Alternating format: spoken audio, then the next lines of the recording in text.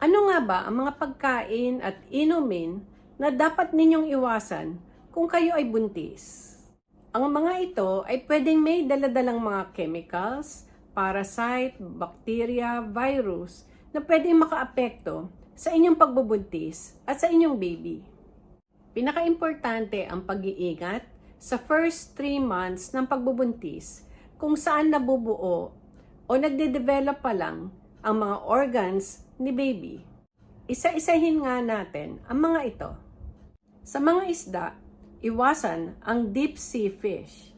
Ito yung mga malalaking isda, kamukha ng king mackerel, tuna, marlin, swordfish, shark, orange roughy, tilefish, big-eye tuna. Ang mga isdang ito ay mataas sa mercury at PCB or polychlorinated biphenyl. Ang mga chemicals na to ay pwede maging dahilan ng mga abnormalities sa inyong baby, kasama na ang fetal brain damage at mga developmental problems. Iwasan din ang mga cold smoked seafoods. Maaring contaminated ang mga ito ng mga Listeria bacteria na dahilan ng encephalitis at meningitis. Kung hindi maiwasang kumain nito, dapat initing mabuti. Iwasan ng raw or undercooked seafood. Pwede makakuha ng Listeria, Salmonella at Hepatitis A virus. Sa poultry naman, iwasang kumain ng hilaw na itlog. Pwede itong may daladalang Salmonella na dahilan ng typhoid infection. Sa meat naman, iwasang kumain ng undercooked meat. Pwede makakuha ng bacteria, kamukha ng Salmonella, Toxoplasma, mga parasite at virus sa hilaw na karne. Kailangang lutong-luto ang mga kinakain ninyong meat, baboy man ito, beef or chicken. Iwasang kumain ng liver o atay dahil mataas ito sa retinol or vitamin A na pwedeng dahilan ng mga abnormalities sa inyong baby. Iwasan ang cold deli meats.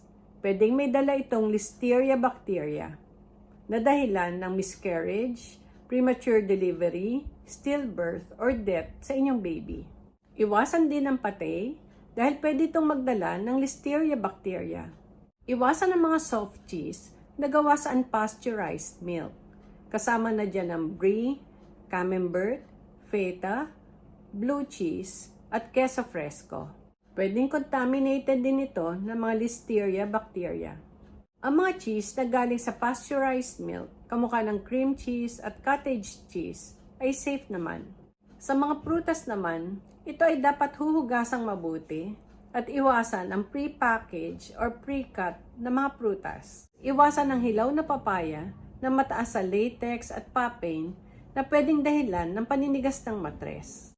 Ang hinog na papaya ay safe naman kung kakainin in moderation. Ang pineapple ay may bromelain na pwedeng dahilan ng paninigas ng matres. Safe naman ito kung kakainin in moderation.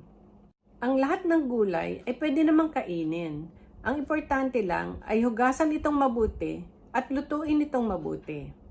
Iwasan ang mga raw sprouts kamukha ng alfalfa, mung bean, radish, clover dahil pwedeng may dala-dala itong Listeria, Salmonella, E. coli.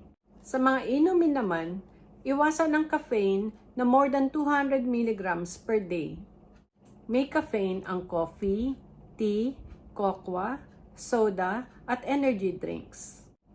Pwede naman ang 1 cup of coffee per day basta ang caffeine content nito ay less than 200 mg per day.